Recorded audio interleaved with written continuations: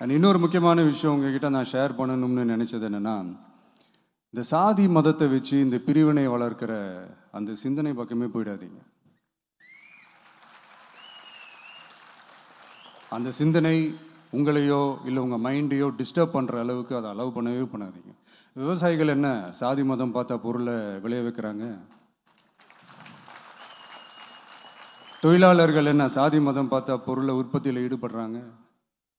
இவ்வளோ ஏன் இயற்கை அம்சங்களான வெயில் மழையில் சாதி இருக்கா, மதம் இருக்கா? எப்படி இந்த போதை பொருட்களை எப்படி நம்ம அறவே ஒதுக்கி வைக்கிறோமோ அதே மாதிரி இந்த சாதி மதத்தையும் ரொம்ப ஸ்ட்ரிக்டாக தூரமாக எவ்வளோக்கு எவ்வளோ தூரமாக அதை ஒதுக்கி வைக்கிறீங்களோ அவ்வளோக்கு அவ்வளோ அதை தூரமாக ஒதுக்கி வச்சுருங்க. அதுதான் எல்லாருக்குமே நல்லது.